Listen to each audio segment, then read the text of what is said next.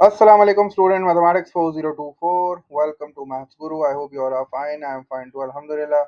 Student, this is a question on mensuration plus trigonometry, and this has been taken from October November 2023. Paper 2 है, variant 1 है. ठीक है, काफ़ी comprehensive सा question है जिसको हम अपनी ज़बान में कहते हैं काफ़ी तगड़ा क्वेश्चन है. 3 पार्ट्स हैं इसके और 10 मार्क्स हैं. लास्ट पार्ट तो मैं देखते डर गया भाई, 5 मार्क का है लास्ट पार्ट जिसमें हमें सरफेस एरिया फाइंड आउट करना है प्रिज्म का. तो 5 मार्क्स हैं, इसका मतलब है कि ठीक ठाक वर्किंग इसमें करनी है. और चूंकि मुझे यहाँ नॉन राइट एंगल ट्राइंगल्स नज़र आ रहे हैं और लेंथ भी पूछी है, तो इसका मतलब है कि may be possible sine cosine rule भी जो है ना वो यहाँ यूज़ करने पड़ जाए. तो जल्दी से क्वेश्चन को रीड कर लेते हैं और देखते हैं कि भाई हमें करना क्या है. आई होप तुम लोगों ने प्रीवियस वीडियोस भी देख ली होंगी. मेंसुरेशन पे काम चल रहा है आजकल ना, क्योंकि मेंसुरेशन जो है वो अकॉर्डिंग टू द ट्रेंड हो सकता है कि इस बार भी जो है ना वो थोड़ा सा टफ क्वेश्चन आए. इसलिए आइडिया यही है कि जितने ज़्यादा क्वेश्चन तुम लोग के साथ शेयर कर लूँ, तो एक थोड़ा सा ये कि तुम लोग देख लोगे क्वेश्चन इतनी सारों की प्रैक्टिस तुम ना भी करो, बेशक ये वीडियोस देख लो तो कॉन्सेप्ट का तुम्हें आइडिया हो जाएगा. कॉन्सेप्ट रिपीट हो सकता है, क्वेश्चन नहीं रिपीट होता भाई. तो मे बी पॉसिबल कि इसी तरह का क्वेश्चन जो है वो इस साल भी आ जाए. तो होप फॉर द बेस्ट. बस मेहनत करते रहो, इंशाल्लाह अल्लाह पाक आपको जो है वो बेहतरीन नज़र दे. और अल्लाह पाक पे भरोसा रखो और मेहनत करते रहो बस. ठीक है, अल्लाह से दुआ है कि अल्लाह पाक आसानी फरमाए आप सबके लिए, आमीन. हम भी क्वेश्चन स्टार्ट करते हैं. काफ़ी बड़ा क्वेश्चन है, टाइम लगेगा. मिलकर सॉल्व करते हैं इसको. The question starts with the diagram shows a triangular prism. ठीक है, ट्रायंगुलर प्रिज्म बता दिया उसने.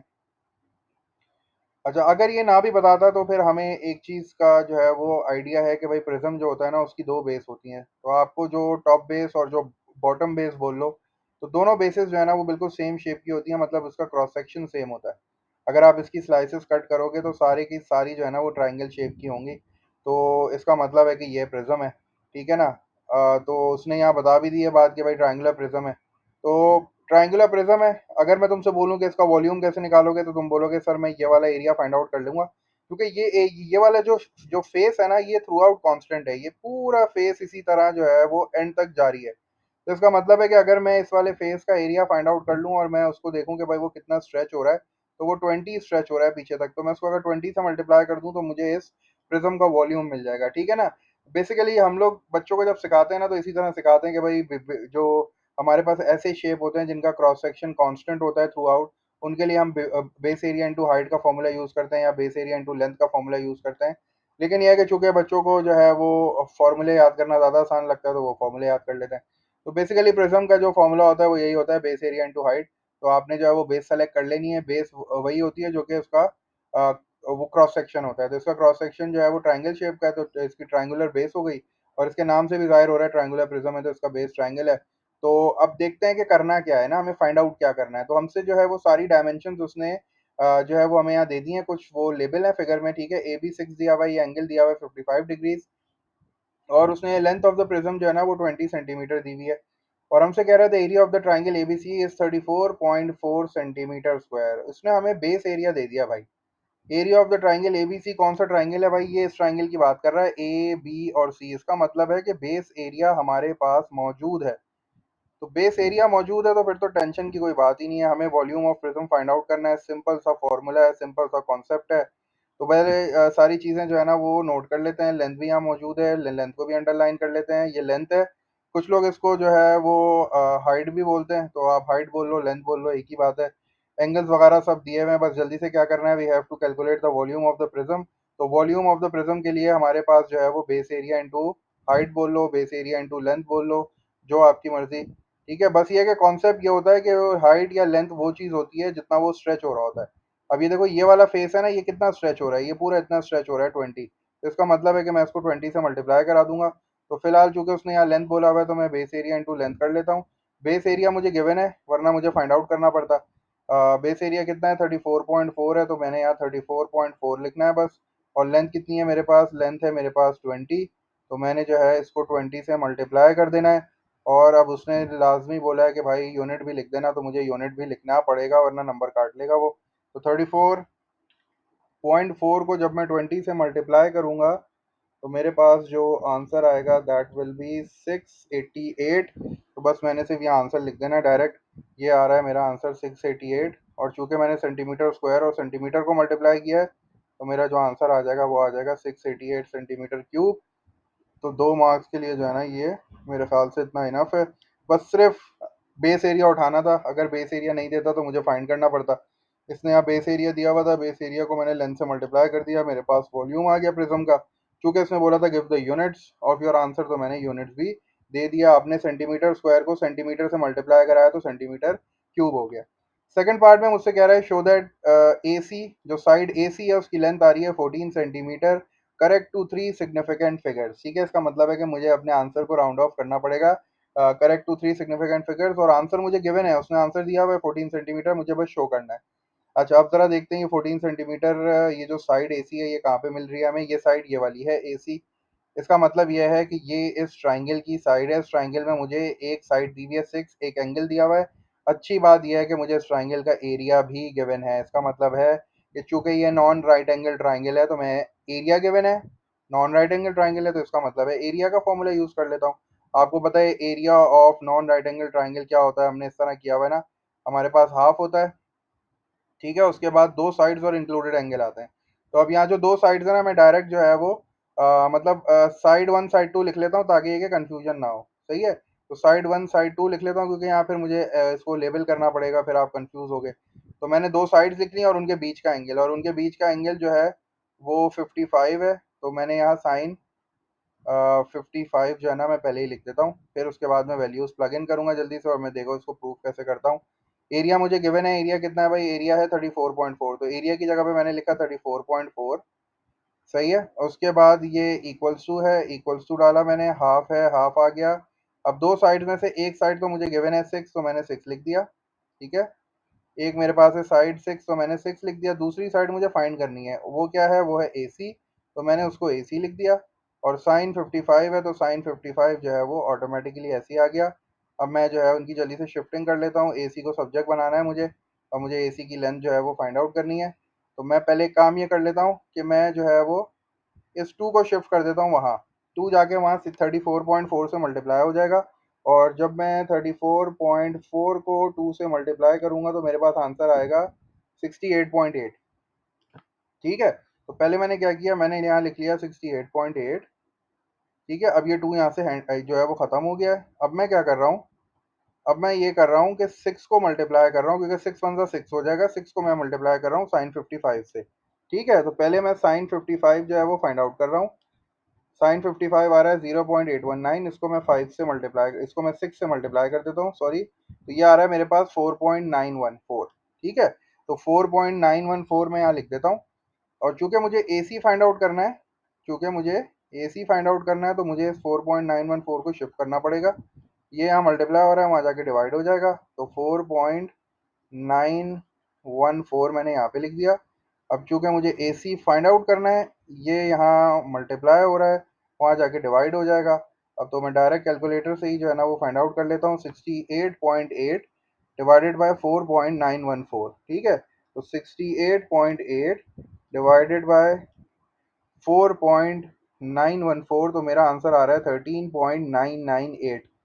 ठीक है, 13.998 आ रहा है, चूंकि उसने बोला है कि you have to give your answer correct to 3 significant figures.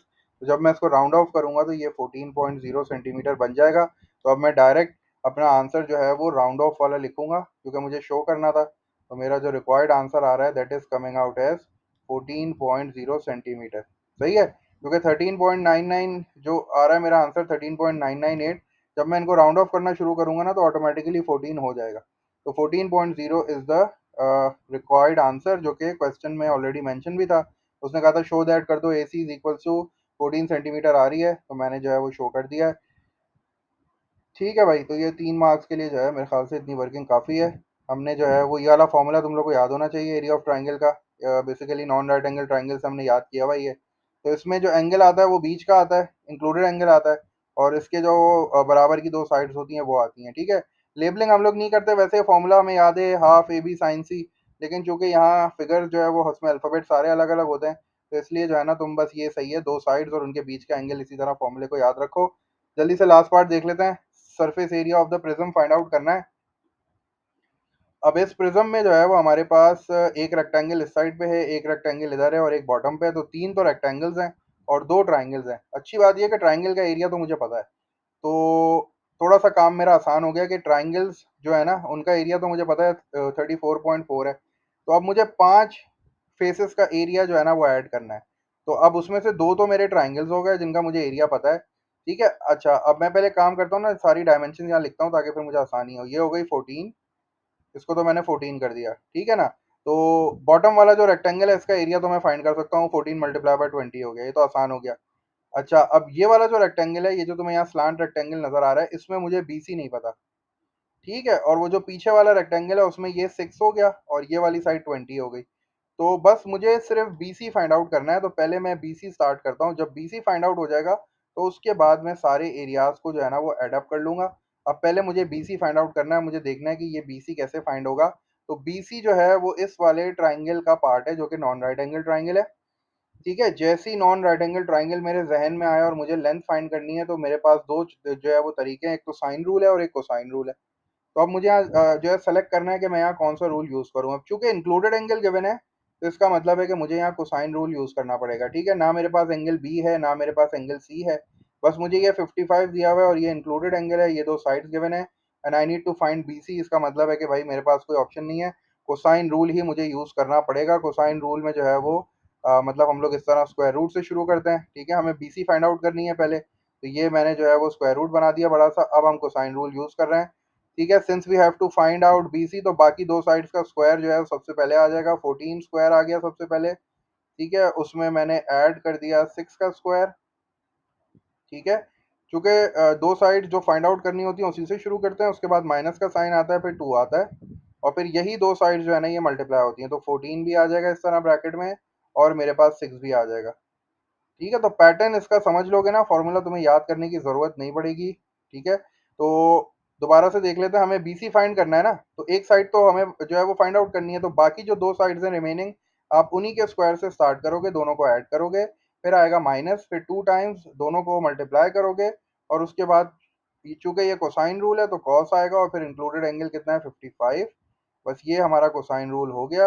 अब जल्दी से जो है वो इसको सिंप्लीफाई कर लेते हैं बाय यूजिंग कैलकुलेटर। अच्छा, अब कोसाइन रूल में एक बात याद रखना भाई, ये जो बीच वाला आपको माइनस नजर आ रहा है ना, इसके बाद पूरी एक टर्म है ये। बच्चे क्या करते हैं जल्दबाजी में जो है ना वो ऐसे ही डाल देते हैं, तो वो यहाँ जो है ना बॉड मास नहीं समझ पाता कैलकुलेटर, जिसकी वजह से आपका आंसर गलत आता है। तो अगर आप पूरा कैलकुलेटर में डाल रहे हो तो माइनस के बाद आपको ब्रैकेट लगाना चाहिए, वरना वो नहीं समझता कैलकुलेटर। तो अब मैं काम ये कर रहा हूँ कि मुझे पता है 14 का स्क्वायर कितना होता है 196, तो मैंने ये यहाँ लिख लिया। ठीक है, उसके बाद मुझे पता है कि 36 होता है 6 का स्क्वायर, तो मैंने ये भी यहाँ लिख लिया। अब मैं ये पूरा एक साथ इसको मल्टीप्लाई करके फिर सब्ट्रैक्ट करूंगा। सही है, चलो भाई, अब मैं सबसे पहले क्या कर रहा हूँ, सबसे पहले मैं निकाल रहा हूँ cos 55। तो मैंने cos 55 निकाला, इक्वल्स टू दबाया, उसके बाद मैंने मल्टीप्लाई किया 6, फिर इक्वल्स टू दबाया, उसके बाद मैंने मल्टीप्लाई किया 14, फिर इक्वल्स टू दबाया, उसके बाद मैंने मल्टीप्लाई किया 2। तो मेरे पास जो आंसर आ रहा है वो आ रहा है 96.36। ठीक है, तो मैंने 96.36 को यहाँ पे लिख दिया। अब मैं डायरेक्ट जो है ना वो अपना आंसर फाइंड कर लूंगा, ये दो स्टेप्स जो हैं ये नफ है। अब मैं जो है वो डायरेक्ट पीसी की लेंथ जो है वो फाइंड आउट करने वाला हूँ। ठीक है, तो सबसे पहले मैं क्या करने वाला हूँ 196, फिर उसमें प्लस करूँगा 36 और फिर जो है वो माइनस कर दूंगा 96.36। जो भी आंसर आएगा मैं उसका स्क्वायर रूट ले लूँगा। तो मेरे पास जो रिक्वायर्ड आंसर आ गया वो आ गया 11.64। ठीक है भाई, तो 11.64 लिख दो जल्दी से। 11.64। वैसे तो ये है कि दो डेसिमल प्लेसेस इनफ होते हैं, लेकिन कभी कभार आप अगर कंफ्यूज हो रहे हो तो आपको लग रहा होता है नहीं यार क्या करना है, तो फिर आप जो है ना 3 डेसिमल प्लेसेस भी लिख सकते हो। तो मैं यहाँ जो है ना वो 3 लिख रहा हूँ ताकि मेरा आंसर जो है ना वो ज़्यादा वेरी ना हो। तो बीसी की लेंथ मैंने फाइंड आउट कर ली है, ये लाजमी थी फाइंड करना क्योंकि मुझे जो है वो सरफेस एरिया निकालना है। तो नाउ आई हैव बीसी। अब मैं जल्दी से जो है वो सरफेस एरिया जो है वो निकालता हूँ, सबको ऐड करता हूँ। तो सबसे पहले मेरे पास है ट्राइंगल, चूंकि दो ट्राइंगल्स हैं तो मैं इनको 2 लिख रहा हूँ। ठीक है ना, और इसको मैं लिख रहा हूँ, मुझे क्या करना है सरफेस एरिया फाइंड आउट करना है प्रिज्म का, तो मैंने सरफेस एरिया लिख लिया। ठीक है, और सरफेस एरिया ऑफ प्रिज्म का ना कुछ बचे फॉर्मूला से भी जो है वो फाइंड आउट करते हैं, लेकिन चूंकि सरफेस एरिया का कॉन्सेप्ट हमें पता है, सारे सरफेसेस को ऐड करना होता है और यहाँ तो क्लियरली नजर आ रहा है रेक्टेंगल्स हैं ट्राइंगल्स हैं, तो फिर वो वाला फॉर्मूला यूज करने की जो है ना फिलहाल जरूरत नहीं है। उस फॉर्मूले से भी सेम आंसर आएगा, वो जो 2 टाइम्स वो base area plus perimeter of base multiply by length, वो जो फॉर्मूला है प्रिज्म का, उससे भी अगर आप यूज करोगे तो यही आएगा बिल्कुल आंसर। लेकिन हम इसको जो है ना वो ब्रेक करके कर रहे हैं। तो हमारे पास चूंकि ट्राइंगल का एरिया मौजूद था, दो ट्राइंगल्स हैं, तो मैंने दो को मल्टीप्लाई 34.4, क्योंकि एक ट्राइंगल का एरिया है 34.4, तो ये दो हो गई सरफेसेस।